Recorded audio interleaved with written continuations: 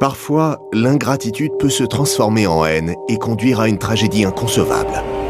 Dans cet épisode de Killers, Meurtre en famille, c'était un pilier de la communauté, une femme aimée de tous, qui attendait impatiemment la retraite. Avec son mari, il possédait une entreprise locale florissante. Dès qu'on faisait sa connaissance, on tombait sous son charme. Mais un crime atroce allait l'empêcher de concrétiser ses projets. On sentait de la rage, c'était de l'acharnement. Il y avait du sang partout.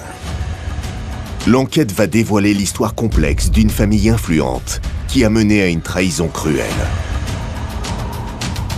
Les suspects que j'avais l'habitude d'interroger ne ressemblaient pas à la personne assise en face de moi.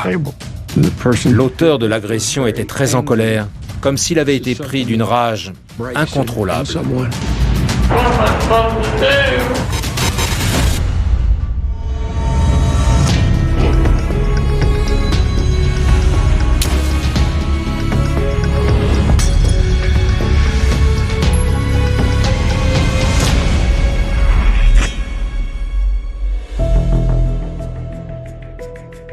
« 13 septembre 2003. C'est un samedi matin paisible, dans la ville de Little Rock, dans l'Arkansas. Little Rock a une population de 200 000 habitants. Ce n'est pas énorme, mais ça fait d'elle la plus grande ville de l'Arkansas. C'est une agglomération importante, mais avec une atmosphère provinciale. Ce jour-là, Mickey Holloway, qui travaille dans la police, est inquiet pour son amie Jenny Ballard, âgée de 58 ans. Mickey était dans la police scientifique depuis longtemps. Il relevait les empreintes sur les scènes de crime et les analysait. Il cherchait à joindre Jenny depuis la veille. N'ayant pas de nouvelles, il a décidé de passer chez elle pour vérifier que tout allait bien. C'est une simple visite de contrôle au départ. À son arrivée au domicile des Ballard, il comprend immédiatement que quelque chose cloche. La porte était grande ouverte, la voiture de Jenny n'était pas là. Rien que ça, c'était bizarre. Étant policier, il a dû se dire que ça ne présageait rien de bon. Mais il n'était certainement pas préparé à ce qu'il allait découvrir à l'intérieur. La porte du garage qui permet d'accéder à la maison est ouverte. Il voit immédiatement le corps de Madame Ballard allongé par terre, dans la pièce dans laquelle on arrive par le garage. Il y a du sang partout.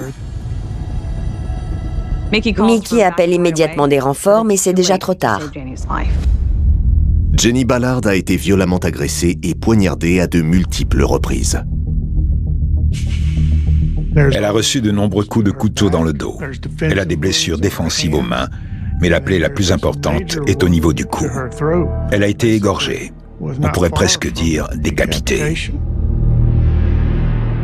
Il y avait bien trop de sang pour que je puisse compter les entailles. Immédiatement, plein de questions se posent. Pourquoi? Comment? Que s'est-il passé dans cette maison? Ce n'était pas un meurtre comme on a l'habitude d'en voir à Little Rock. Ce fait divers avait de quoi terroriser la population. Une femme d'âge mûr assassinée dans sa propre maison.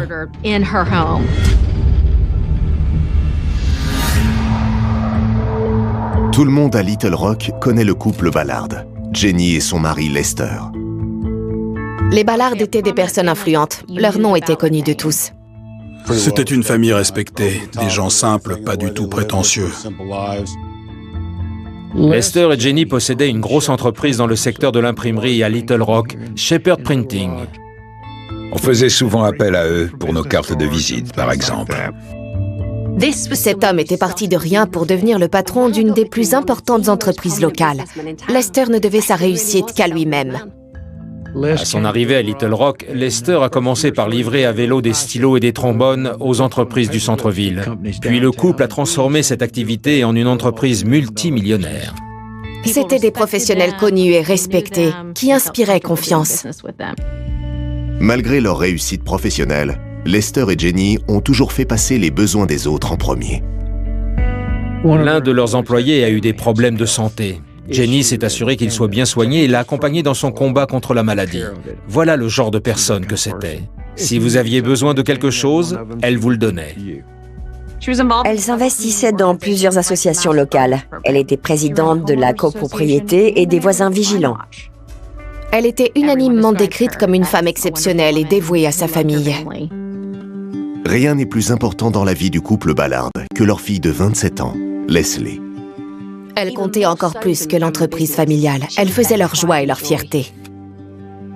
Jenny adorait sa fille, elle aurait donné sa vie pour elle. Chaque fois qu'elle téléphonait, elle s'extasiait sur ce que Leslie avait pu faire. Elles faisaient tout ensemble. On aurait plus dit des amis qu'une mère et sa fille. Jenny et Lester Ballard ont offert une vie de rêve à Leslie. C'était leur unique enfant. Elle est allée dans les meilleures écoles et a toujours eu ce qu'il y avait de mieux. Leslie avait toutes les cartes en main pour réussir. Ses parents ont tout fait pour la mettre sur de bons rails. Et elle a réussi. Elle a fait des études, elle a obtenu 2 diplômes avec mention à Fayetteville. Il y avait l'entreprise qui n'était pas encore à elle, mais cela viendrait. Elle vivait bien. Ses parents l'avaient formée pour qu'elle reprenne l'entreprise familiale un jour. Durant l'été 2003, un drame frappe la famille Ballard. Lester est emporté par une maladie du foie à l'âge de 69 ans.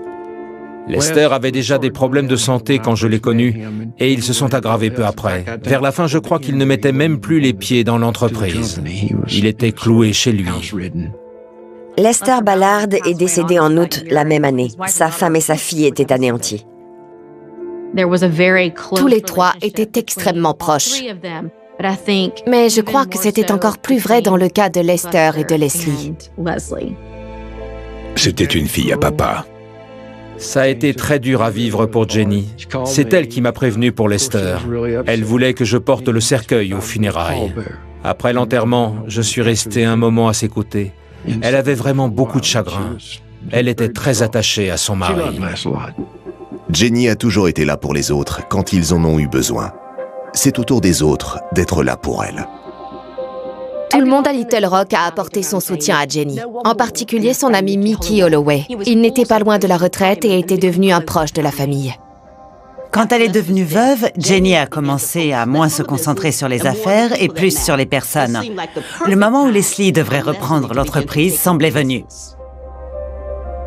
C'était ce dont ils rêvaient, transmettre leur entreprise à leur fille pour qu'elle reste en activité et dans la famille. Mais Jenny Ballard n'aura pas la chance de voir ce rêve se réaliser. Son mari est mort depuis moins d'1 mois quand elle est assassinée dans sa maison. Les enquêteurs sont déterminés à identifier le coupable. Des policiers connaissaient la victime et elle avait été tuée d'une manière vraiment atroce. Je ne voyais personne qui aurait pu avoir des raisons d'en vouloir à Jenny Ballard. Personne. Ça paraissait totalement incompréhensible. Or, la population avait besoin de comprendre pourquoi et qui l'avait tuée.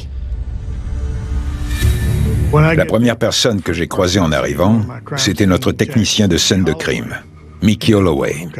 J'étais étonné qu'il soit là avant moi.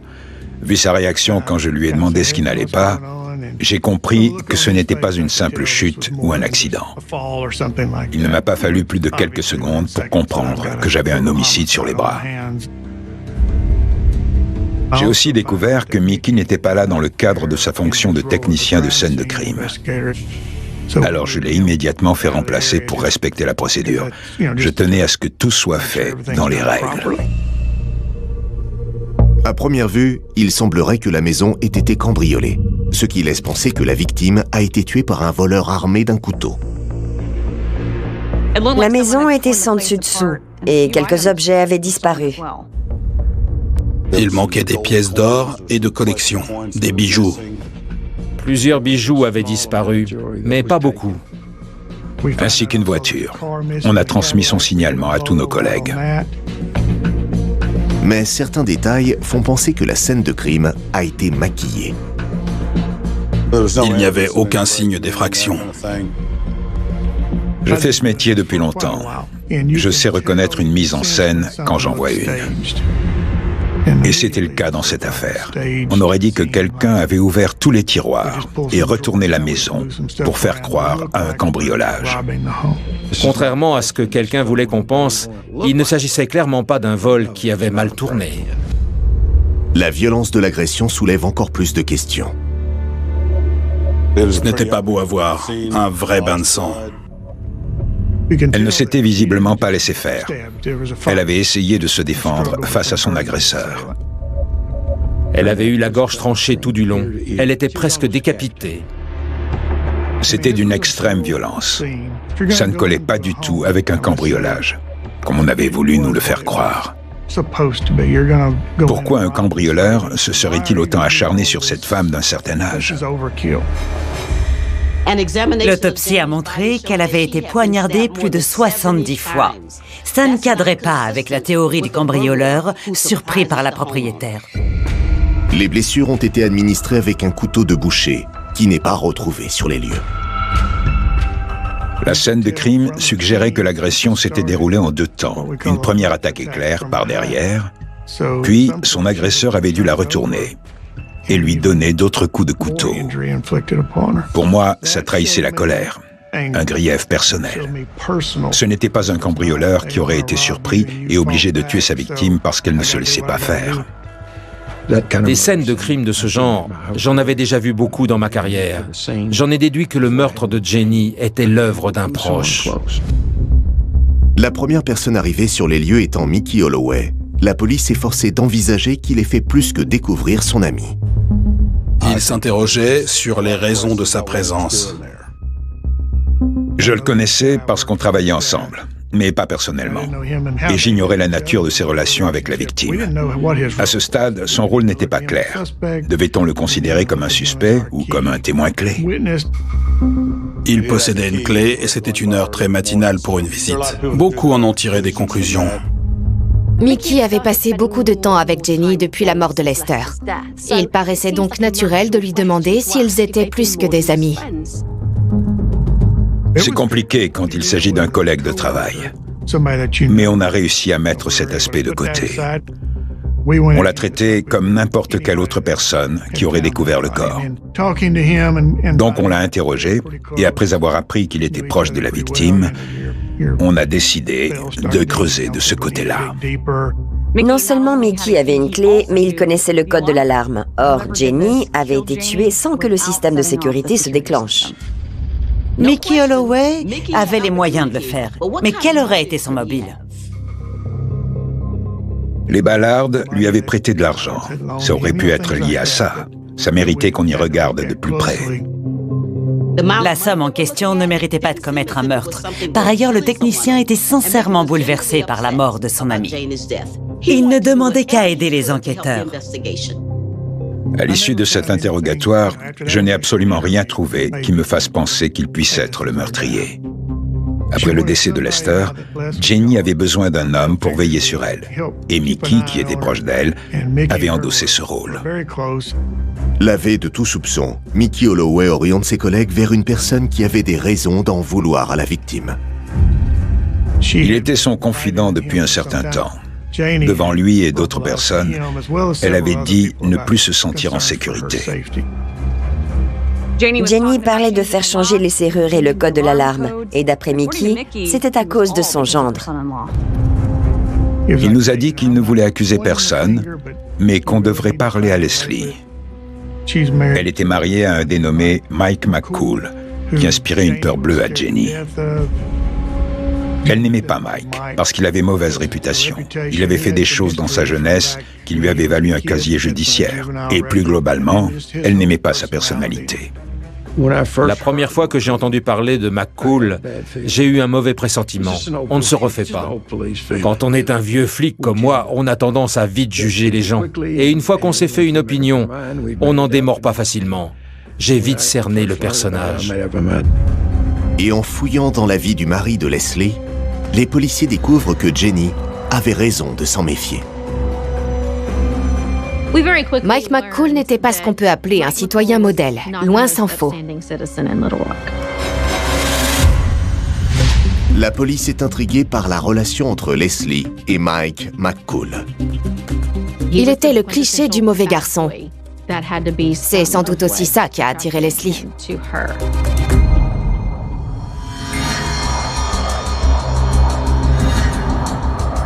Après le meurtre d'une figure locale de Little Rock dans l'Arkansas, la police et ses proches soupçonnent son gendre, Mike McCool, d'être impliqué. Jenny se méfiait de Mike. Elle avait confié à des amis qu'elle était inquiète. Elle se sentait menacée et craignait pour sa vie. Il lui faisait peur. Les inspecteurs se rendent chez les McCool pour les informer du décès de Jenny. Ce sont ses plus proches parents. Ils espèrent aussi obtenir des informations. On a leur adresse. On sait où ils vivent. Alors on y va, on se gare, on frappe à la porte. Pas de réponse. L'absence du couple ne voulait rien dire en soi, mais la police a quand même placé la maison sous surveillance, au cas où. La population locale et les voisins de la victime étaient assez inquiets. Quand quelqu'un se fait tuer de 70 coups de couteau à côté de chez vous, vous avez forcément peur pour vous-même. On allait régulièrement voir sur place où on envoyait un agent vérifier s'ils étaient rentrés chez eux. En attendant leur retour, les enquêteurs s'adressent aux amis et proches de Jenny. Aucun des amis de Jenny ne pensait que Leslie pouvait être impliquée. Elles étaient trop proches. Elle avait un bon poste dans l'entreprise, un parcours tout tracé. Elle apprenait le métier aux côtés de ses parents, mais à terme, c'était à elle qu'il reviendrait de poursuivre l'œuvre des Ballard. Elle possédait sa propre maison, située à 1 rue ou 2 de celle de ses parents. Elle était en excellents termes avec sa mère.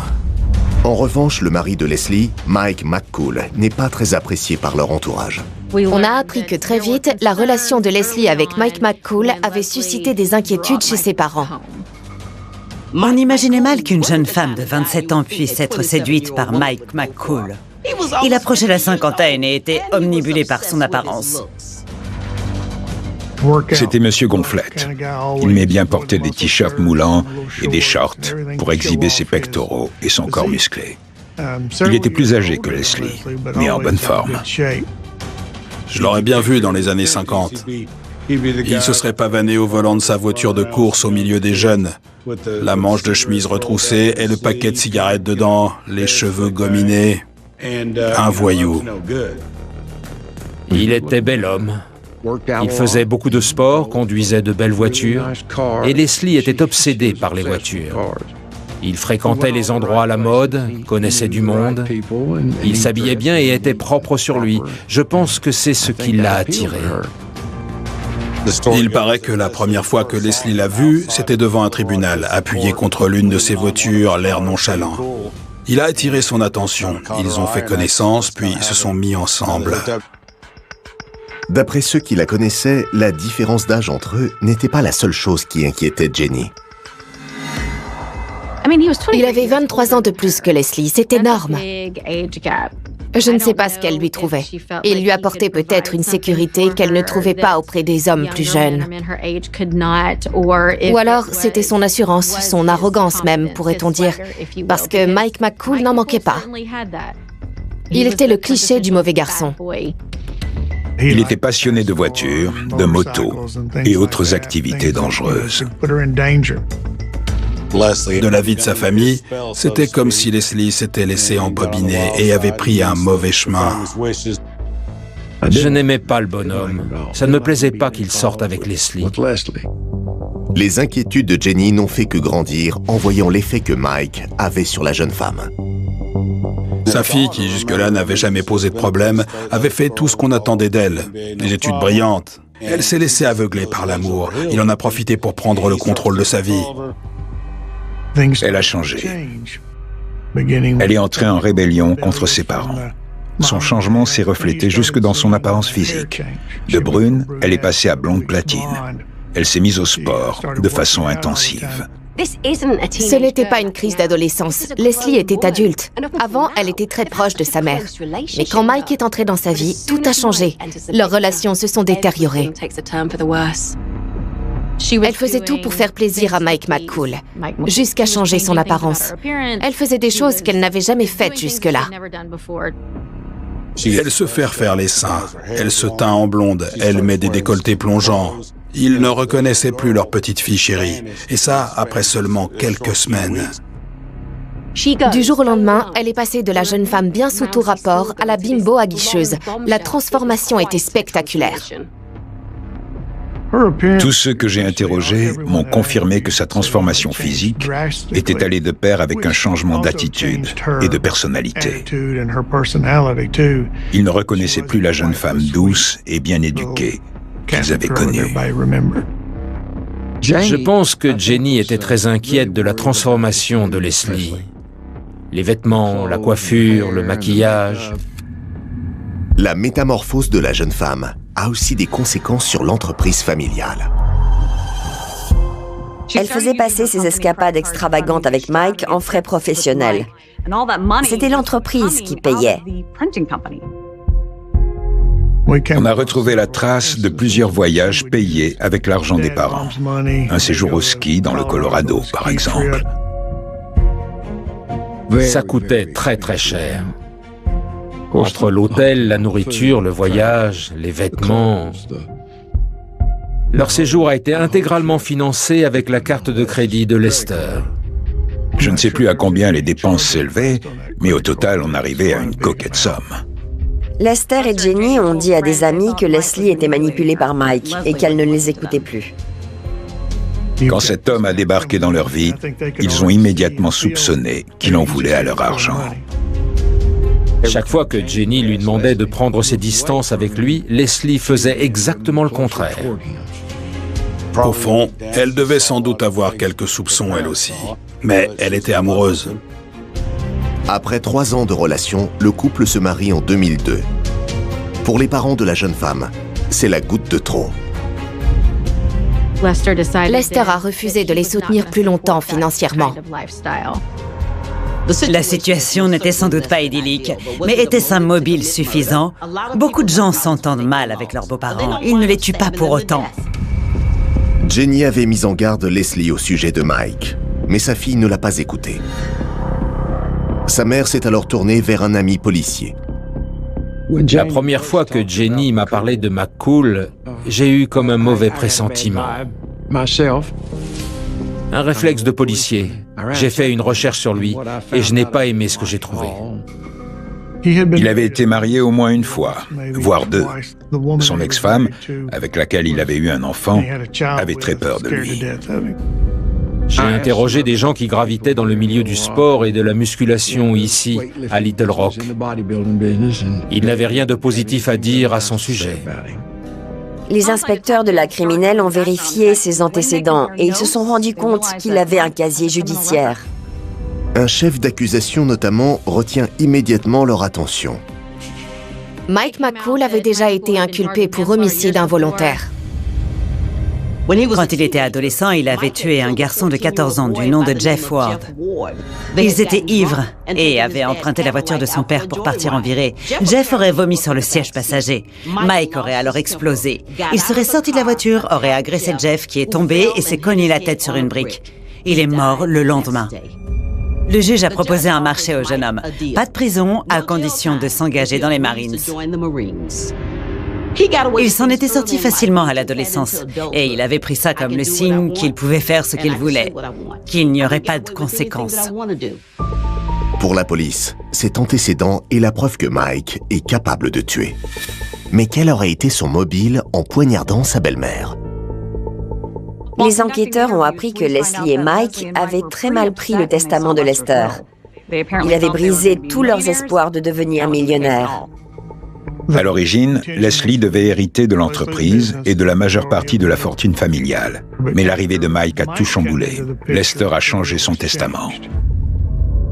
Il pensait que cet homme était avec sa fille pour son argent. Il n'avait aucune confiance en lui. Leslie n'aurait plus que 25 000 $. Une somme très modeste par rapport à la valeur de l'entreprise familiale et de leur patrimoine personnel. Contrarié par la relation de sa fille avec Mike, son père a modifié ses dernières volontés. Il lui lègue seulement un montant dérisoire de sa fortune. Et l'entreprise revient exclusivement à sa femme. D'après les proches de la famille, Mike n'était pas le seul à être révolté par cette nouvelle. Quand elle l'a su, Leslie l'a très mal pris. Elle s'attendait à recevoir plusieurs millions, pas 25 000 $. Vous êtes fille unique. Vos parents possèdent une entreprise prospère. À un moment, vous vous dites forcément que vous allez hériter de tout et que vous serez à l'abri du besoin pour le restant de vos jours. Mais surtout, Mike prenait bien soin de lui répéter que c'était une véritable trahison. Pour couronner le tout, le couple ne sera prévenu du décès de Lester Ballard que 10 jours plus tard. Le fait que Jenny ne prenne même pas la peine d'informer sa fille que son père était décédé, on l'a vu plus tard, l'a profondément blessée. Ça l'a rendue folle. Et ça ne s'est certainement pas arrangé quand elle a appris qu'elle ne recevrait rien ou presque de la fortune de son père. Quand le père est mort, le couple était en Floride. Il faisait l'un de ces séjours luxueux dont ils avaient l'habitude. Leslie a appris la date des funérailles le jour même, je crois. Malgré leurs différends, elle adorait son père. Ça lui a brisé le cœur de manquer l'enterrement. Dès leur retour en ville, Leslie et son mari sont allés voir Jenny. Elle en voulait à sa mère de l'avoir privée de l'enterrement de son père, en la prévenant au dernier moment. En fait, Leslie était sans doute bien plus bouleversée par le décès de son père que par les 25 000 $. Et ce n'est pas tout. En entrant dans la maison, elle a constaté qu'il n'y avait plus aucun souvenir de son père. Sa mère s'était débarrassée des vêtements de son mari. Elle avait fait repeindre le salon, s'était acheté une nouvelle voiture et pris un nouveau chien. Tout objet lié à M. Ballard semblait avoir complètement disparu. Sa mère avait changé toute la déco. C'était comme si elle avait déjà oublié son mari, juste une semaine après sa mort. Certes, elle avait des problèmes avec ses parents, mais Leslie a dû prendre ça comme une immense trahison. Les enquêteurs y voient un mobile potentiel, surtout si l'on considère l'influence que Mike a sur elle. McCool aimait les belles choses et dépensait de l'argent, mais seul, il ne pouvait pas financer un tel train de vie. Il vivait au crochet des autres. Le couple était souvent à sec et réussissait à peine à garder la tête hors de l'eau. Il espérait mettre bientôt définitivement fin à cette période de vache maigre, mais il y avait un obstacle de taille, Madame Ballard. Une clause du testament stipulait que si Jenny mourait dans un délai de 30 jours après Lester, toute sa fortune reviendrait automatiquement à leur fille. Et si Leslie devenait millionnaire, Mike aurait un accès illimité à son argent. La police manque de preuves pour étayer sa théorie. Et pour le moment, le couple n'a toujours pas réapparu. Plusieurs personnes avaient le numéro de Leslie, mais quand on l'appelait, personne ne répondait. Il n'y avait même pas de tonalité, elle était injoignable. On savait que Mike avait de la famille à Hot Springs, mais on n'avait pas d'adresse. Le soir, vers 21h, on est retourné à leur domicile. Il n'y a toujours aucun signe d'eux. Personne ne les avait vus. La maison était vide. On était sur le point de renoncer et rentrer au poste quand une camionnette s'est garée devant. Mike McCool et Leslie étaient à l'intérieur. Les policiers les informent de la mort de Jenny et leur demandent de venir au poste pour un interrogatoire. Ils étaient loin d'imaginer ce qui allait arriver. Interrogés sur leurs faits et gestes au moment du meurtre, Mike fournit un alibi solide. Ils étaient loin de là, à Hot Springs. Jenny Ballard, 58 ans, a été retrouvée poignardée à mort chez elle à 6h30 du matin. Le soir même, sa fille Leslie et son gendre Mike McCool sont auditionnés par les enquêteurs. À ce moment-là, on soupçonnait le mari. On avait lu les rapports de personnalité à son sujet et on savait qu'il avait une propension à la violence. Tout le monde était convaincu que c'était lui. On a évidemment choisi de les interroger séparément et pas ensemble. Face à leurs questions, Mike clame qu'il n'a rien à voir avec la mort de Jenny et qu'il a un alibi pour le prouver.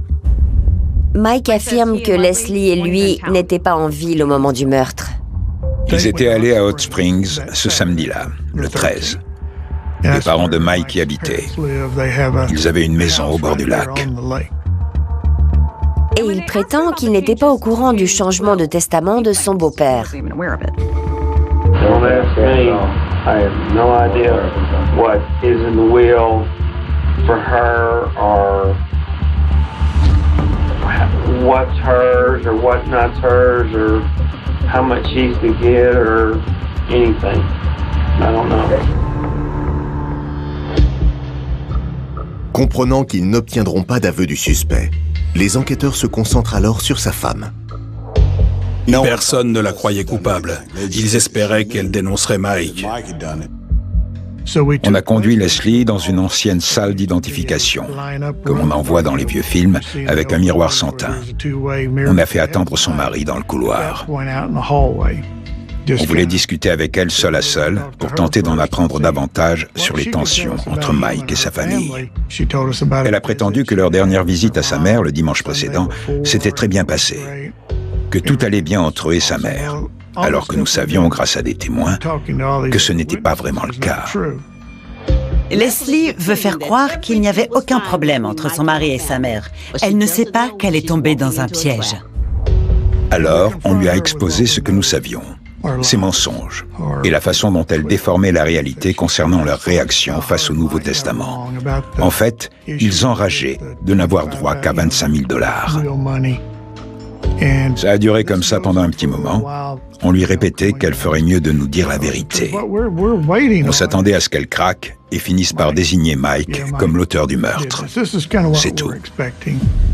Mais quand Leslie finit par craquer, ils sont sidérés par ses déclarations. Ils lui ont mis la pression et elle a fini par leur révéler toute la vérité. Je me souviens qu'elle a baissé la tête et laissé échapper un soupir. Ensuite, elle a dit « Je sais, c'est horrible, c'est moi qui l'ai tué. » Ces aveux ont surpris tout le monde. J'ai dit « Quoi ?» Elle a répété « Je l'ai tué. » Il nous a fallu un moment pour reprendre nos esprits. On lui a demandé des détails pour être certain qu'elle ne s'accusait pas à la place de Mike. Qui peut croire qu'une fille puisse être capable de tuer sa mère? Mais en entendant les détails donnés par Leslie, ils ont compris qu'elle ne mentait pas. Le vendredi précédant le meurtre, ils avaient reçu un courrier recommandé leur annonçant que selon le testament du père, ils ne recevraient que 25 000 $. Et c'est à ce moment-là qu'il lui a dit « Il faut qu'on la tue. Tu vas la tuer. Il le faut. » Leslie prétend qu'elle ne voulait pas le faire, mais Mike n'en démordait pas. Toute la nuit, son mari lui a répété « Voilà comment on va faire, tu vas t'habiller comme ça. Pénétrer dans la maison de cette façon, faire ceci, faire cela. » Leslie dit qu'elle a essayé de refuser, mais qu'il s'est mis alors à la menacer. « Si tu ne veux pas le faire, c'est moi qui le ferai, et je te tuerai aussi. » Il exerçait un tel contrôle sur elle qu'elle avait fini par avoir peur de lui. Elle lui a obéi uniquement parce qu'elle avait peur pour sa vie. Elle est donc allée s'acheter une tenue et tous les accessoires dont elle avait besoin pour se déguiser. D'après elle, elle ressemblait à un ninja, tout en noir. Et il l'a conduite chez sa mère. Elle s'est cachée dans un massif de fleurs. Sa mère rentre chez elle. Elle se faufile dans le garage derrière elle et lui saute dessus.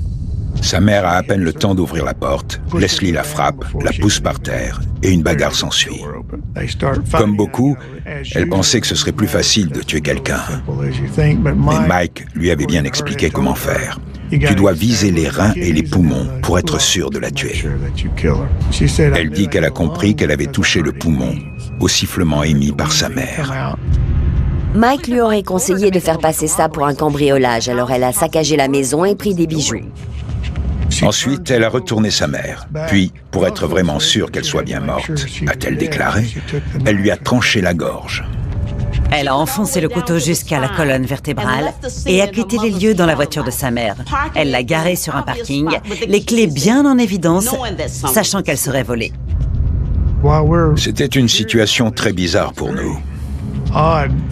Les suspects que j'avais l'habitude d'interroger ne ressemblaient pas à la personne assise en face de moi. Leslie est immédiatement inculpée de meurtre au premier degré. Après être passée aux aveux, elle a accepté de remettre les preuves à la police. Tout était caché chez les parents de Mike. On s'est rendu avec elle à Hot Springs. Elle nous a désigné un pneu à côté de la maison. Dessous, on a trouvé ses vêtements ensanglantés dans la terre. On a récupéré les pièces, cachées dans la chambre dans laquelle ils avaient dormi, Et les bijoux volés se trouvaient dans un cabanon situé sur la propriété des parents. Quand on a voulu savoir ce qu'était devenu le couteau, elle nous a dit que son mari avait emprunté un ponton au bord du lac Catherine et l'avait jeté à l'eau.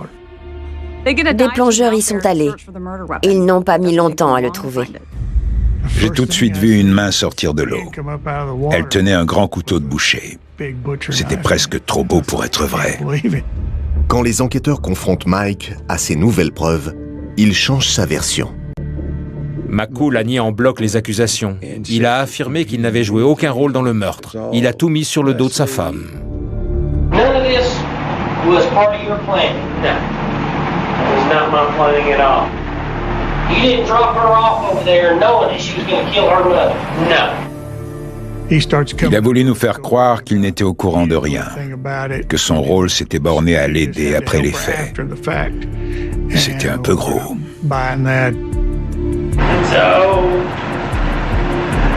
I don't know what to friggin' do. I mean, what am I supposed to do? Just bring her over here and say, here, guys, she just killed her mother? I mean, well, what am I supposed to do? Ils ont décidé de le laisser mijoter un peu dans la salle d'interrogatoire. Il n'aurait pas dû. Sur le radiateur, il y avait un vieux thermostat au bord coupant. Il a retiré le cache et a voulu se taillader les veines avec, en frottant son poignet contre les bords. Il a barricadé la porte et a tenté de se suicider. Mais les policiers ont quand même réussi à entrer et sont intervenus à temps. Mike est transporté d'urgence à l'hôpital. Les médecins parviennent à stabiliser son état. Pour les enquêteurs, cette tentative de suicide n'est pas un signe de remords. Il était prêt à tout pour obtenir ce qu'il voulait. Il a simplement pensé que ce geste l'aiderait d'une façon ou d'une autre. Il espérait redorer son image de mauvais garçon. Il ne voulait pas mourir, il savait qu'il serait inculpé de meurtre et voulait s'attirer la sympathie du jury. Tandis qu'il prépare sa stratégie pour le procès, le procureur s'interroge. Leslie n'était-elle vraiment qu'un pion entre les mains de son mari? Tout lui reviendrait de toute façon quand elle mourrait. Pourquoi ne pas accélérer le processus? Le 25 mai 2004, le procès de Leslie McCool s'ouvre. La jeune femme de 27 ans est accusée du meurtre de sa mère, Jenny Ballard. Elle affirme avoir agi sous la contrainte de son mari. Pour sa défense, elle répétait que c'était Mike McCool qui l'avait obligée à le faire. Elle était sous son emprise et ne savait pas comment s'en sortir. Elle disait qu'il lui avait fait un lavage de cerveau. De son côté, Mike niait toute implication.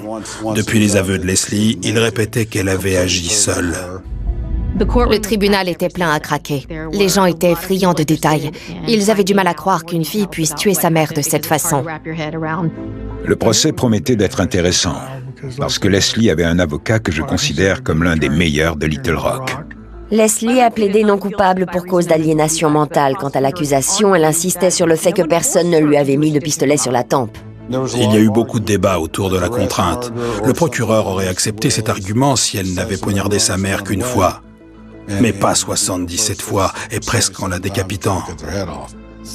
La question centrale du procès était comment une fille peut-elle en arriver à tuer sa propre mère? Quelle raison tragique peut pousser une personne à poignarder à mort la femme qui lui a donné la vie alors qu'elle vient de perdre son père? L'accusation est convaincue que la réponse se trouve dans le testament. Elle se voyait vivre dans le luxe. Ses parents lui avaient promis l'entreprise avant de la déshériter en quelque sorte.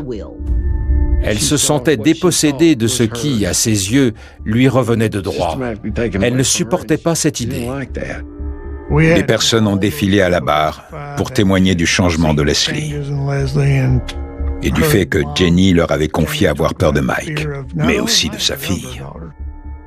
Mike n'était pas le seul responsable, ce n'était pas lui qui tenait le couteau. Elle voulait son héritage autant que lui. Je pense que Leslie a décidé qu'elle allait reprendre ce qui était à elle. Le jury se range à cet avis, en dépit des efforts de la défense pour faire passer l'accusé pour une victime. Je ne peux pas croire que Leslie ait été entièrement manipulée par Mike. Elle a probablement eu son mot à dire. Mais elle était prête à tout pour son mari. Parce qu'elle l'aimait, elle aurait fait n'importe quoi. C'est facile de dire que votre mari vous a forcé, mais en l'occurrence, il n'était pas là. Ce n'est pas lui qui a donné tous ces coups de couteau. Il fallait quand même qu'elle paie pour ce qu'elle avait fait. Elle ne pouvait pas tout mettre sur le dos de Mike. Le jury a rendu un verdict de culpabilité concernant Leslie McCool. Elle a été condamnée à la prison à vie, sans possibilité de libération conditionnelle. Malgré toute l'affection que j'avais pour elle, elle doit rester en prison. C'est mon sentiment.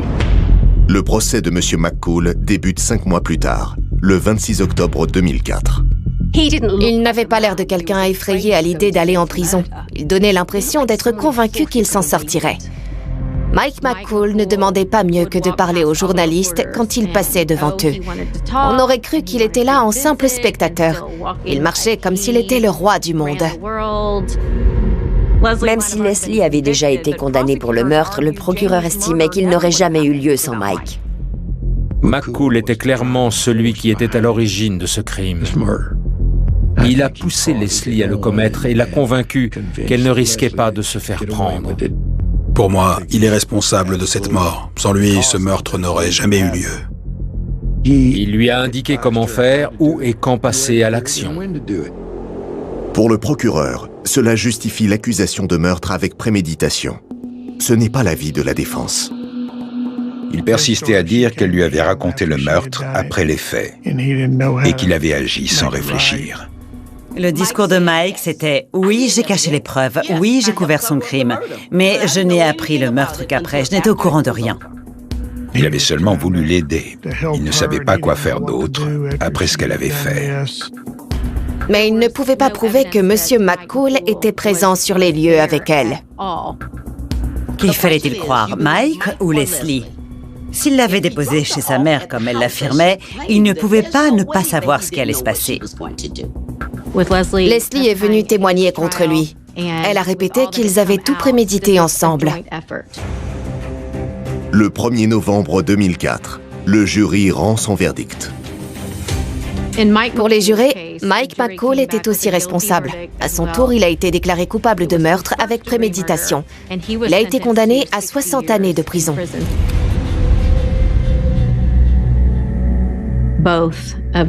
Ce sont tous les deux les auteurs du meurtre de Jenny Ballard, même si Mike ne tenait pas le couteau quand elle a été poignardée à mort. Du début à la fin, Mike McCool avait beau avoir les menottes au poignet, chaque fois que je l'ai vu au tribunal, il avait l'assurance de quelqu'un convaincu qu'il allait s'en tirer.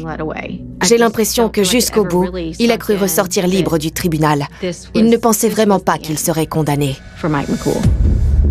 Les parents de Leslie McCool rêvaient de voir leur fille unique perpétuer l'héritage familial. Mais au lieu de cela, son mari et elle l'ont anéanti. Je me suis toujours demandé ce qu'il s'était passé pour que cette jeune femme de bonne famille en arrive à tuer sa mère.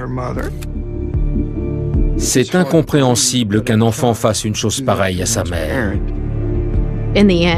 Cette affaire est tellement triste quand on y pense. Ils formaient une famille unie et soudée, jusqu'à ce qu'un homme entre dans la vie de leur fille et la change radicalement. Au fond de moi, je suis convaincu que si Leslie n'avait pas rencontré McCool, rien de tout ça ne serait arrivé. Cet homme était un escroc. Il est entré dans la vie de Leslie et quand il a compris que sa famille avait de l'argent, il a tout fait pour la garder sous sa coupe et avoir accès à sa fortune.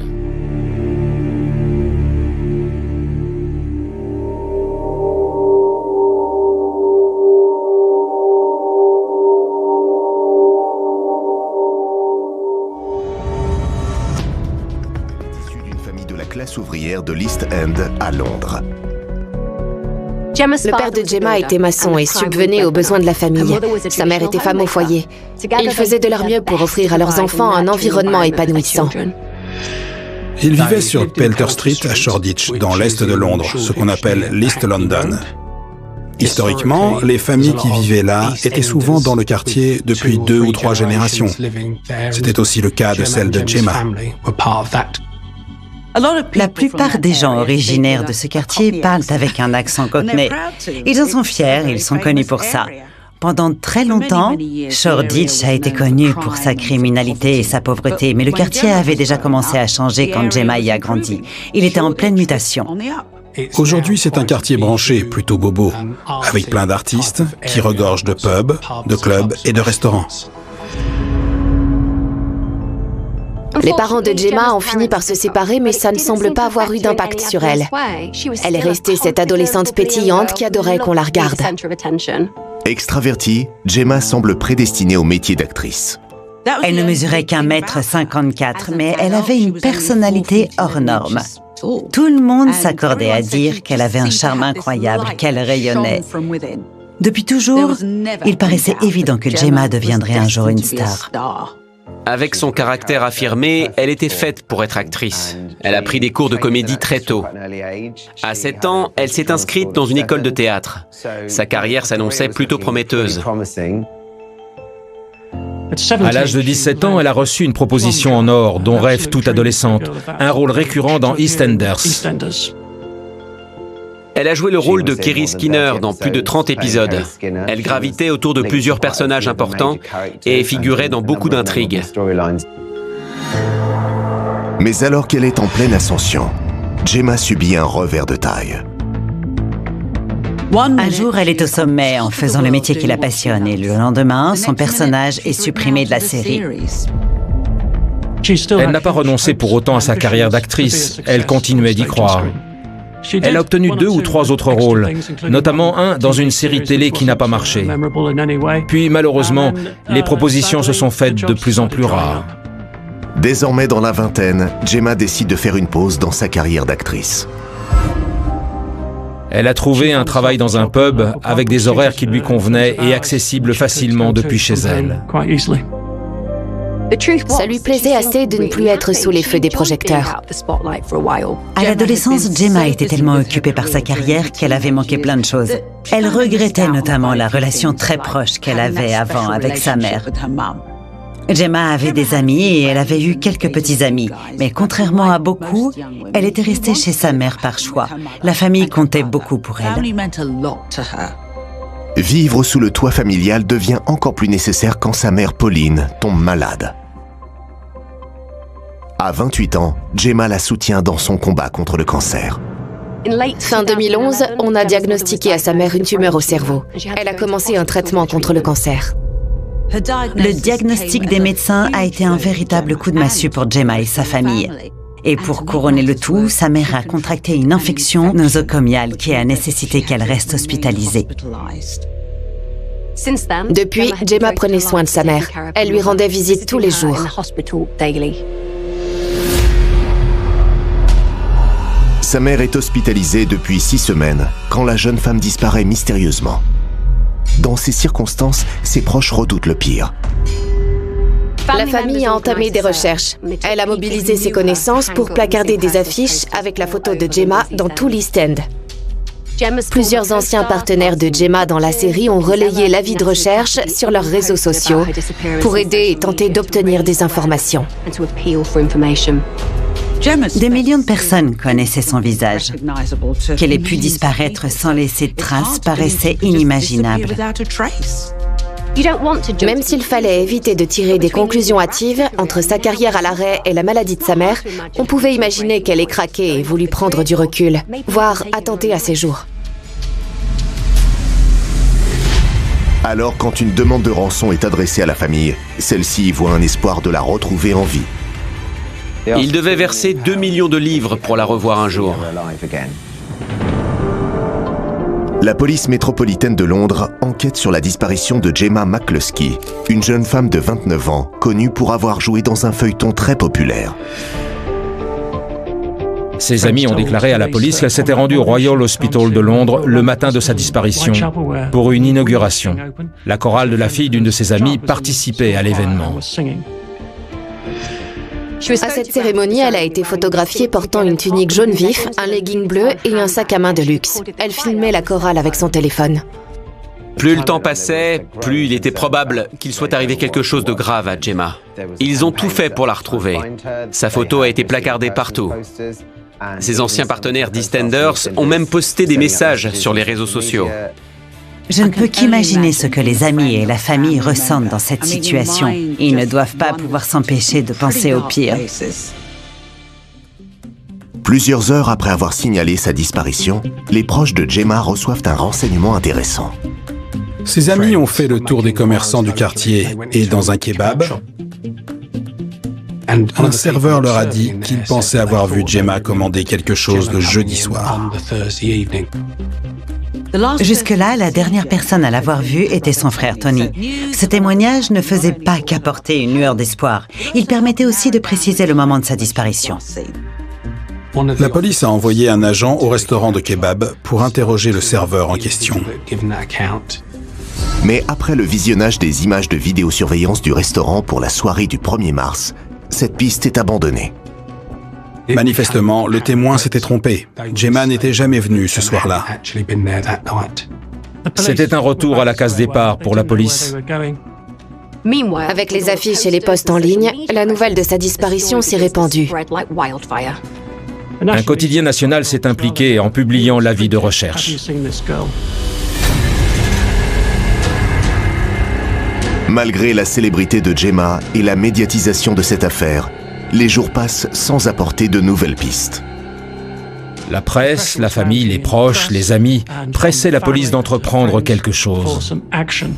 On a fait le tour des magasins du quartier, on est allé à la mairie, on a visionné toutes les images de vidéosurveillance publique et privée aux alentours de chez Gemma. On a tenté de retracer ses allées et venues. Malheureusement pour nous, aucune caméra n'était pointée directement sur l'immeuble dans lequel elle vivait.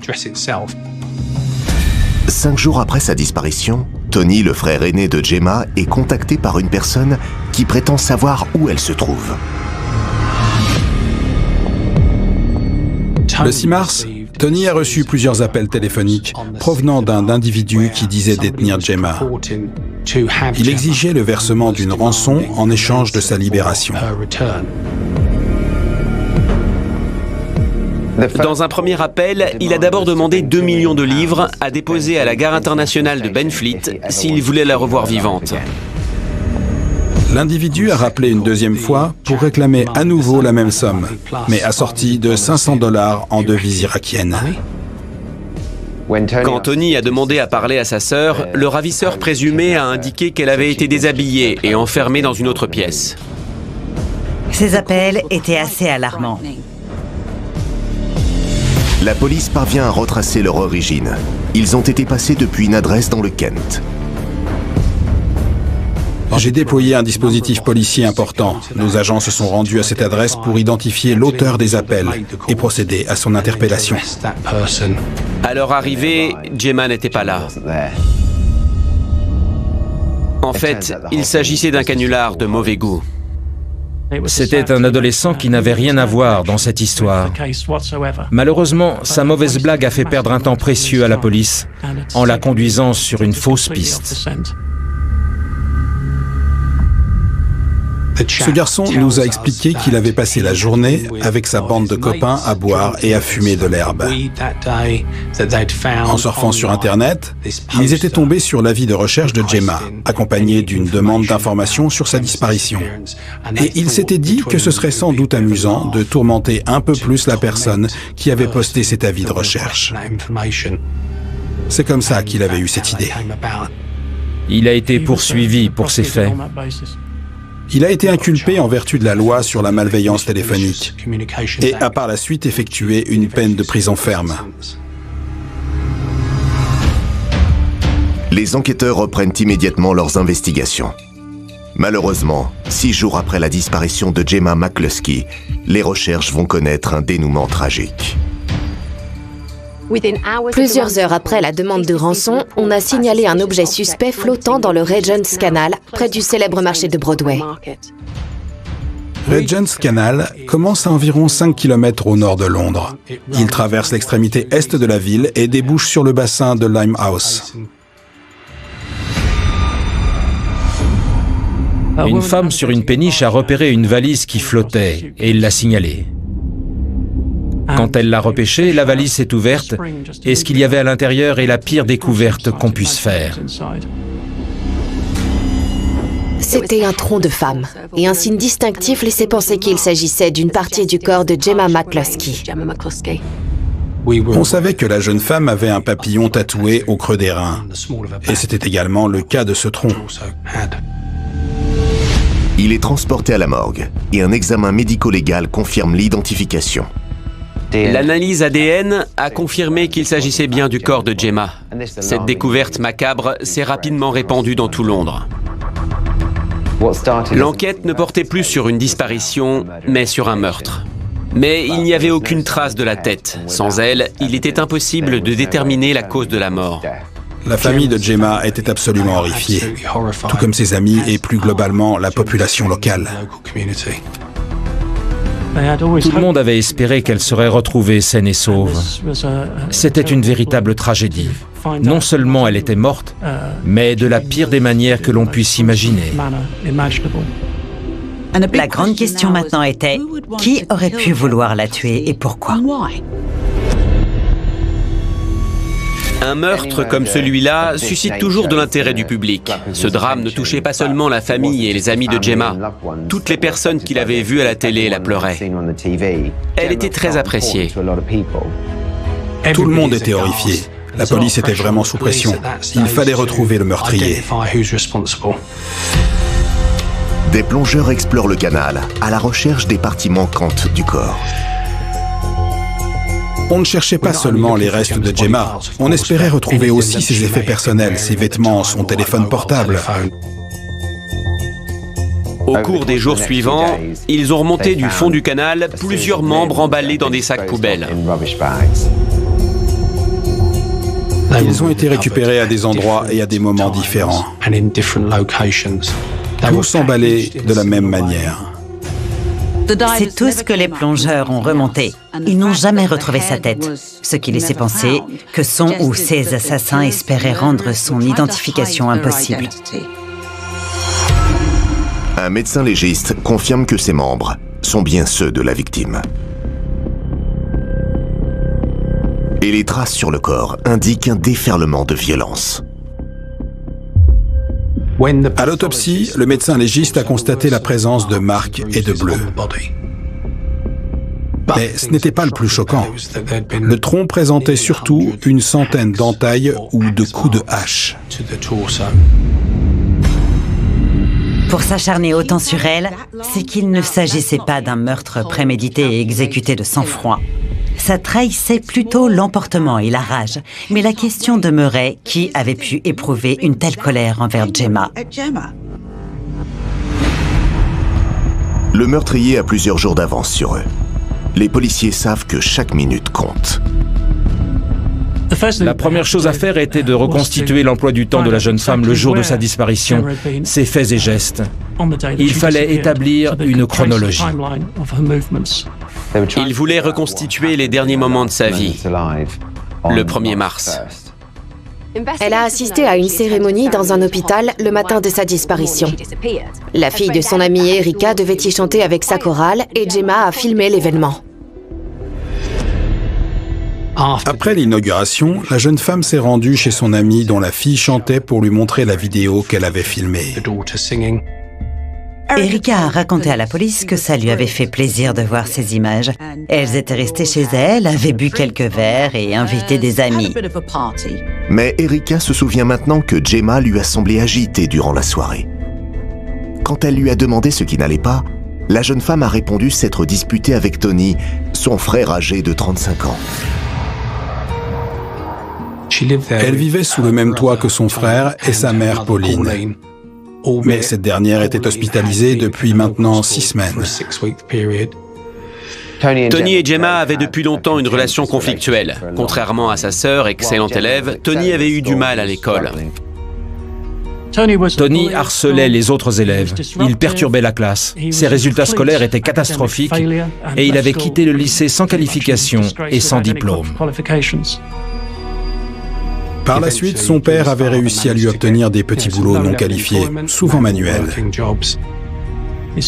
Il lui avait donné ses propres outils pour l'aider, parce que s'équiper coûtait cher. Mais ça n'a pas duré longtemps, ça n'intéressait pas son fils. Tony semblait manquer de motivation. Il enchaînait les petits CDD et il a fini par décrocher un emploi plus stable, de laveur de vitres, mais à temps partiel. La différence d'ambition n'est pas la seule chose qui sépare le frère et la sœur. Pendant que Gemma se concentrait sur sa carrière, Tony, lui, préférait rester à la maison à boire et fumer de l'herbe. Il fumait jusqu'à 15 joints par jour. Ça sentait dans tout l'appartement. La consommation de drogue quotidienne de Tony posait d'énormes problèmes. C'était un sujet de dispute récurrent entre sa sœur et lui. D'après les amis de Gemma, au fil des années, les tensions entre eux s'étaient aggravées à cause du comportement de Tony. À côté de sa sœur, Tony était un raté finalement. Apparemment, il éprouvait de la rancœur envers les membres de sa famille qui réussissaient mieux que lui. Tony vivait mal le succès de Gemma en tant qu'actrice. Il trouvait qu'elle avait la grosse tête. Après l'hospitalisation de leur mère, les tensions fraternelles ont atteint un point de non-retour. Pauline, leur mère, n'était plus là pour faire tampon. Quand elle est partie se faire soigner à l'hôpital, les choses se sont envenimées. Ils se disputaient constamment. Tony était sur une mauvaise pente. Sa relation avec sa petite amie se dégradait et sa consommation de drogue ne faisait qu'augmenter. Gemma devait tout gérer dans l'appartement. Il passait ses journées dans le canapé. On peut imaginer que ça a sans doute jeté de l'huile sur le feu. La guerre était désormais déclarée entre le frère et la sœur. C'était une question de temps avant que l'un des deux finisse par exploser et force l'autre à quitter l'appartement. Mais une rivalité entre frères et sœurs, même aussi nourrie que celle-ci, aurait-elle pu pousser Tony à commettre un crime aussi horrible ? C'est vrai, ils se disputaient. Mais c'était comme ça entre eux depuis des décennies, alors pourquoi maintenant ? Et surtout, il s'agissait d'un meurtre effroyable. Le corps de Gemma avait été découpé en morceaux, mutilé. Ça paraît inconcevable qu'un frère puisse infliger ça au corps de sa sœur.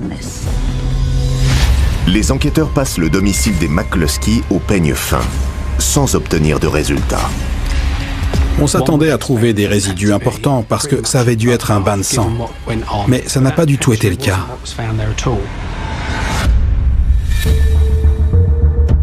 Tony, le frère de Gemma McCluskey, est désormais le principal suspect de son meurtre. Ils avaient une relation houleuse. Un point de non-retour aurait été atteint le jour du drame.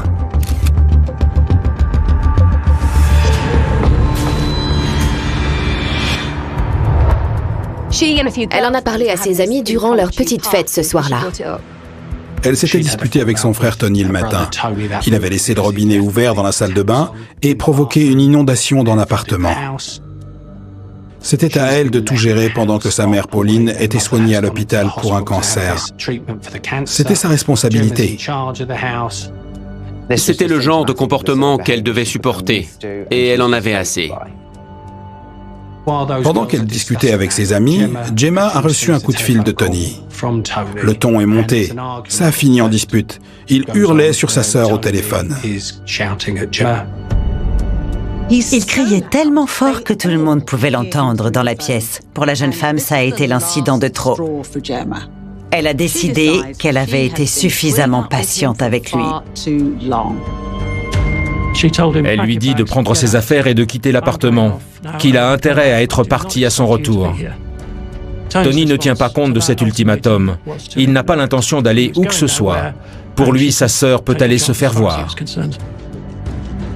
Il est 1h du matin quand elle rentre de chez Erika et retrouve Tony. La tentative de Gemma d'expulser son frère de l'appartement est-elle à l'origine de sa mort? Pour ses amis, ce n'est pas du tout exclu. Elles ont dit à la police que Gemma se promenait parfois avec des lunettes noires et des bleus sur les bras. Elle avait dit que Tony la frappait. Si son frère était violent avec elle, il n'était effectivement pas impossible qu'il l'ait tuée. Mais à ce stade, il n'avait pas l'ombre d'une preuve contre lui. Les enquêteurs obtiennent un mandat pour fouiller l'appartement des McCluskey. Ils espèrent trouver des preuves qui relieraient Tony au meurtre. Il y avait un bloc à couteau dans la cuisine, et l'un des couteaux avait des traces de sang. On peut se dire que c'est une excellente preuve, en théorie. mais qui ne s'est jamais blessé en coupant des légumes ou autre chose.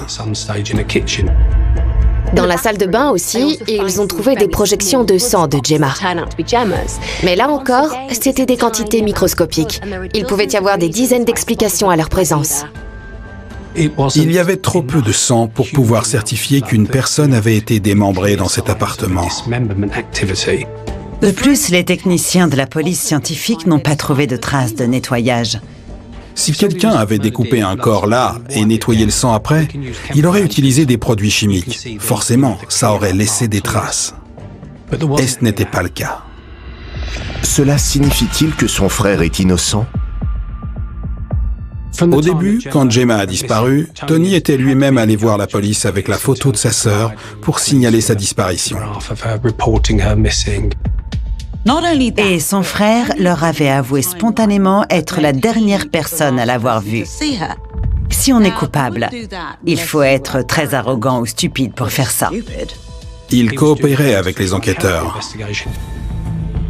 Les amis de Gemma s'étaient peut-être trompés sur leur relation finalement. Après tout, même proches, les frères et sœurs se disputent. La police a étudié les textos de Tony à sa sœur. Et il lui en avait envoyé un le lendemain matin du jour où elle avait été vue pour la dernière fois. Il lui disait qu'il était allé voir leur mère à l'hôpital et qu'elle allait bien. Il concluait son message par un « je t'aime ». C'est ce qui a fait tiquer les policiers. Ils ont quadrillé le secteur et parlé aux voisins des McCluskey pour avoir leur avis sur Tony. La consommation de drogue de Tony n'était pas seulement connue de ses amis et de ses proches. Quasiment tout le quartier était au courant qu'il fumait de la skunk. Aux États-Unis, quand on parle de skunk, ça désigne simplement une marijuana à l'odeur très prononcée. Au Royaume-Uni, le terme skunk fait référence à un type d'herbe hyper concentré en THC. C'est très puissant. Ça confirmait l'addiction de Tony, mais encore une fois, ça ne prouvait rien d'autre. Les fumeurs d'herbe ne sont pas réputés violents.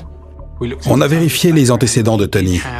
Il avait effectivement un casier judiciaire, plusieurs arrestations à son actif pour des délits mineurs et pour avoir consommé de la drogue. En creusant la piste des violences domestiques, la police se forge une idée plus précise de la personnalité du suspect. On a eu la confirmation de plusieurs incidents violents entre eux par le passé.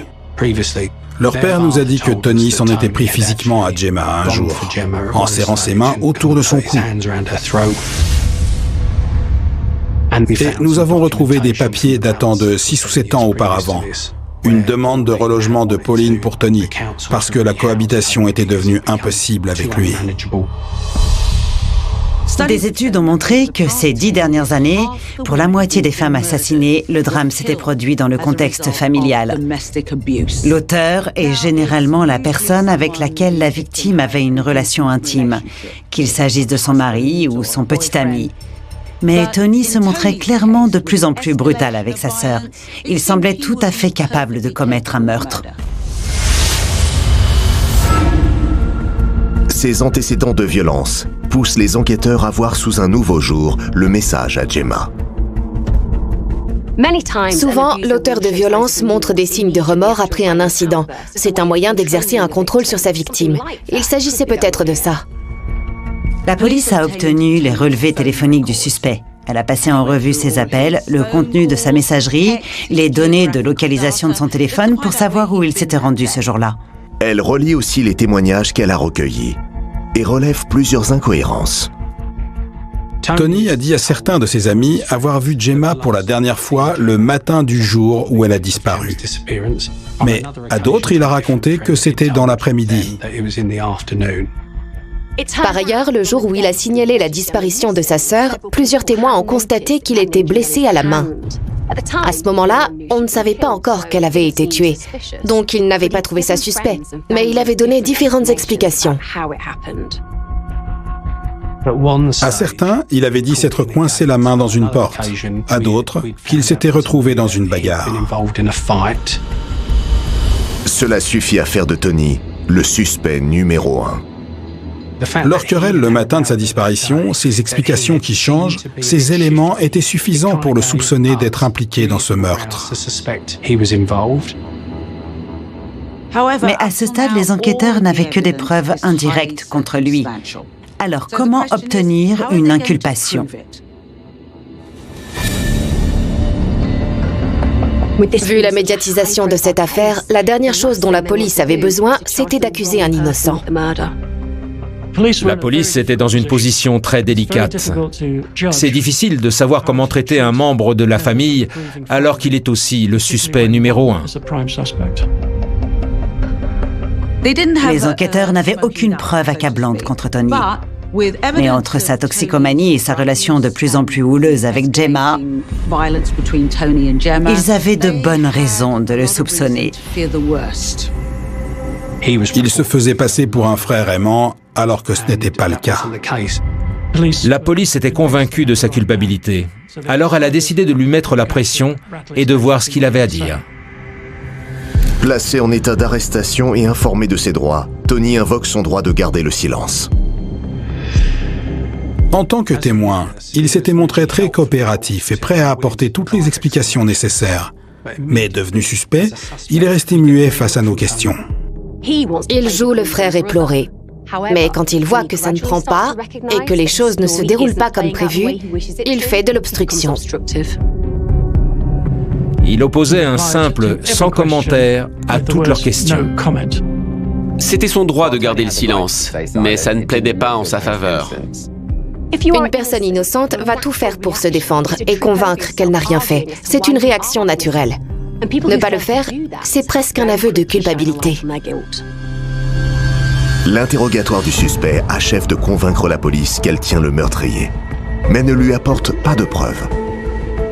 L'arrestation et l'interrogatoire de Tony n'ont pas empêché les investigations de se poursuivre. On continuait de visionner les images de vidéosurveillance, d'éplucher les relevés téléphoniques, de parler aux proches. L'un des détails qui les a interpellés, c'était ce texto affectueux envoyé par Tony à Gemma parce qu'il ne collait pas du tout avec le personnage. Il n'avait jamais envoyé un texto à sa sœur se terminant par « je t'aime ». L'historique de ces messages et la relation entre le frère et la sœur révélaient au contraire qu'il n'avait jamais eu la moindre marque d'affection pour elle. Quasiment tous ces textos étaient empreints d'agressivité. Pour nous, ce message n'était qu'une tentative pour se couvrir si la police en venait à le suspecter. Et l'analyse du téléphone de Tony va leur fournir leur meilleure piste. Dans la soirée du 2 mars, c'est-à-dire le lendemain de la disparition de Gemma, Tony avait commandé un VTC. Le chauffeur de la voiture se souvenait très bien de l'appel et du client. Il l'a vu arriver avec une grande valise quand il est passé le prendre, extrêmement lourde, et Tony lui a donné une explication bancale. Quand il lui a demandé ce qu'il y avait dedans, Tony lui a répondu « une sono ». Le chauffeur était loin de se douter de la vérité, mais en tout cas, il n'y avait pas cru une seconde. La destination du frère de la victime est encore plus étonnante. D'après le témoignage du chauffeur, il lui aurait demandé de le conduire jusqu'à Dunston Road, soit juste à côté du canal où le tronc de Gemma a été retrouvé. La police a fait analyser le véhicule. Dans le coffre, les techniciens ont trouvé des traces de sang de la jeune femme. Les enquêteurs vérifient immédiatement les images des caméras de surveillance de la zone où le VTC a déposé Tony. À cause de la longueur du canal et du courant, jusque-là, la police ignorait où Gemma avait été jetée à l'eau. Elle ne savait pas non plus exactement ce qu'elle devait chercher. Maintenant, elle avait une localisation, mais aussi un horaire précis. En théorie, rien n'empêchait la police de visionner les images de toutes les caméras de surveillance le long du canal. Mais ça lui aurait pris des mois. Autant chercher une aiguille dans une botte de foin. Alors que là, il savait précisément où et qui chercher. Et sur les images, on a effectivement repéré un individu dont on sait maintenant qu'il s'agissait de Tony, en train de traîner cette valise au bord du canal. Une autre caméra dans la zone a filmé Tony en train de repartir dans l'autre sens. Il n'avait plus la valise. Grâce à ces nouvelles preuves, la police a une idée bien plus précise des événements. Les policiers en ont conclu que Tony avait tué Gemma à son retour de la petite fête improvisée chez son amie Erica. Gemma avait dû se mettre en colère en arrivant chez elle quand elle a constaté que Tony était toujours là. Elle lui a certainement posé un autre ultimatum. Il s'en est suivi une dispute, puis une bagarre qui a dégénéré, et c'est ce qui aurait conduit à sa mort. Puisque Tony avait quitté son domicile avec la valise, ça voulait dire qu'il avait découpé le corps chez eux. Il avait dû prendre de très grandes précautions vu le peu de sang qui a été retrouvé dans l'appartement. La police scientifique avait passé l'appartement au luminol. Les taches de sang qu'il avait révélées étaient minuscules. Ça signifiait soit que Tony avait extrêmement bien protégé les lieux, soit qu'il avait dû passer des heures à effacer les traces dans l'appartement. Il a dû dissimuler la scène de crime. On peut penser qu'il a utilisé des bâches et une combinaison pour éviter de salir. À cause des traces de sang relevées sur le couteau, la police supposait qu'il s'en était servi pour la découper. Mais elle savait que le jury aurait sans doute les mêmes réserves qu'elle à ce sujet. L'autopsie a conclu que le meurtrier avait eu du mal à découper le premier membre. Ça lui avait demandé plus d'efforts que pour les autres. Ça laissait penser qu'il avait d'abord utilisé le couteau, mais que face à la difficulté, il était ensuite passé à la hache. Il est peut-être allé acheter un couteau plus tranchant ou une hache. On n'a jamais retrouvé l'arme. Même si on n'a jamais retrouvé ses accessoires de nettoyage, c'est très certainement comme ça que ça s'est passé. Le 10 mars 2011, 10 jours après la disparition de Gemma, Tony McCluskey est inculpé pour son meurtre. Il a été inculpé moins de 24 heures après son arrestation. La police disposait de toutes les preuves dont elle avait besoin. Il manquait cependant un élément, la cause de la mort, et ça risquait de poser problème au procès. Alors que l'accusation se prépare pour le procès, la dernière pièce du puzzle refait surface. 6 mois après le début de l'affaire, la police a découvert une preuve cruciale. Le lundi 12 mars, Tony McCluskey comparaît devant le tribunal de première instance à Londres. Il est accusé du meurtre brutal et du démembrement de sa sœur, l'ancienne star de télévision, Gemma McCluskey.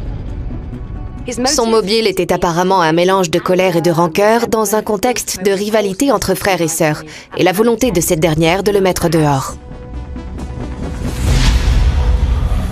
La date du procès était fixée, mais le procureur était conscient qu'il lui manquait un élément de taille, la cause de la mort. À cause du démembrement, elle était impossible à déterminer. La fragilité du dossier laissait donc la porte ouverte à un acquittement. Le 9 septembre, la police obtient la dernière réponse qui lui manquait. L'ultime preuve est apparue juste avant l'ouverture du procès. C'était la tête de Gemma. Elle a ressurgi dans une autre partie du canal. Elle a été découverte près d'un bassin. La population locale menait une opération nettoyage au bord du canal, dans le cadre d'une fête de quartier. Elle était emballée dans un sac poubelle. L'examen médico-légal du crâne de Gemma confirme qu'elle a été battue à mort. On avait déjà les premières conclusions du médecin légiste sur la présence de contusions sur les membres. Elle a dû être poussée et frappée à coups de poing. En tout cas, une altercation physique a eu lieu. D'après l'état de son crâne, le médecin légiste a conclu que Gemma avait été frappée au moins à 2 reprises avec un objet lourd et contondant. Elle avait 2 traumatismes crâniens importants causés par un objet contondant. Il l'a frappée avec un objet lourd. Les coups qu'elle a reçus ont provoqué une fracture du crâne et entraîné sa mort. L'accusation a désormais des raisons d'être optimiste pour le procès. Celui-ci s'ouvre le 14 janvier 2013. Le procureur de la couronne, Crispin Aylett, a dépeint l'accusé comme un frère jaloux et aigri, un raté, incapable de garder un emploi ou de se prendre en main. Il en voulait à Gemma d'avoir réussi, alors que lui n'avait jamais connu que l'échec. Au lieu de faire des efforts pour s'en sortir, Tony s'est tourné vers la drogue. Sa consommation augmentait continuellement. Il fumait d'énormes quantités de skunk, le cannabis le plus fort et le plus toxique. Il buvait tous les jours, et beaucoup. Il n'avait aucune idée de ce qu'il allait faire de sa vie, mais il savait qu'il détestait sa sœur. Tony McCluskey était un bon à rien qui vivait au crochet de sa sœur jusqu'à ce qu'il décide un jour que c'en était trop. Il ne supportait pas sa réussite. L'accusé plaide non coupable d'assassinat. Si la défense ne conteste pas sa culpabilité dans la mort de sa sœur, elle affirme qu'il s'agit d'un homicide involontaire. Il a admis qu'au retour de Gemma, il s'était battu et que la situation avait dégénéré de façon tragique. Il a déclaré au jury se souvenir que sa sœur lui hurlait dessus « Pourquoi t'es encore ici? Je t'avais dit de partir !» D'après lui, elle se serait élancée vers lui avec un couteau. Il l'aurait alors attrapé par le poignet pour se défendre et dans leur lutte, il serait tombé au sol. Après ça, c'était le trou noir dans sa tête. Il a prétendu qu'il n'avait aucun souvenir d'avoir démembré sa sœur et nettoyé la scène de crime. Pour l'accusation, les actes de Tony après la mort de sa sœur sont la preuve qu'il ment. Ce n'était pas un geste commis sous l'impulsion du moment, une perte soudaine de contrôle. La première chose qu'il a faite après avoir tué sa sœur, c'est effacer les preuves. Ensuite, il a inventé une histoire très détaillée et alambiquée pour se couvrir. Il savait exactement ce qu'il faisait quand il a tué sa sœur et il a tout fait pour échapper à la justice. Organiser les recherches, lui écrire un message inquiet, tout ça démontre son intention de tromper la police. C'est aussi simple que ça. On sait aujourd'hui que Tony ne s'est pas débarrassé du corps le jeudi 1er mars.